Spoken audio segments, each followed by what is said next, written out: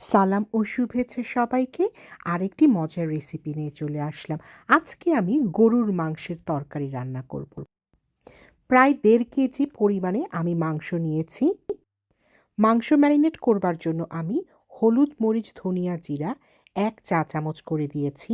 তারপর আমি আদা রসুন বাটা ১ চা চামচ থেকে একটু বেশি করে দিয়েছি। শুকনা মরিচের পেস্ট আমি ১ চা চামচ দিয়েছি, আর দই আমি এখানে ২ টেবিল চামচ দিয়েছি। আপনারা আপনাদের পরিমাণ অনুযায়ী বা টেস্ট অনুযায়ী এগুলো মসলা কম বেশি করতে পারবেন। ম্যারিনেট করে ২ ঘন্টা কিংবা ওভারনাইটও আপনি রাখতে পারেন। এবার পাত্রে প্রায় ১০০ ml পরিমাণ তেল দিয়ে তাতে ২ কাপ পেঁয়াজ আমরা প্রায় বেরেস্তার মতো করব। সাথে আপনি যে গোলমরিচ, তারপরে স্টার অ্যানিস বা মৌরি, আস্ত জিরা এগুলোও আপনি যোগ করবেন। গরুর মাংসটা আসলে যে মজাটা এটা ডিপেন্ডই করে সাধারণত এই টাইপের কুকিংয়ে বেরেস্তার উপর।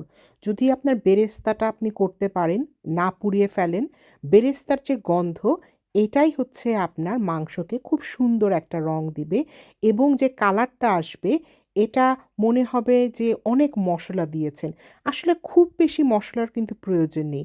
গরুর মাংসটা কিন্তু এমনি মজা। তো আপনি মিনিমাম পরিমাণে মশলা দিয়ে এই বেরেস্তাটা দিয়ে যদি রং করতে পারেন তাহলে অনেক মজা। তারপরে সবগুলো মাংস একসাথে করে নিয়ে একে একে করে আমরা একটু পানি দিয়ে সিদ্ধ করে নিব। মাংস সিদ্ধ হয়ে গেলে গরম গরম পরিবেশন করবেন আর খাবেন। ধন্যবাদ সবাইকে।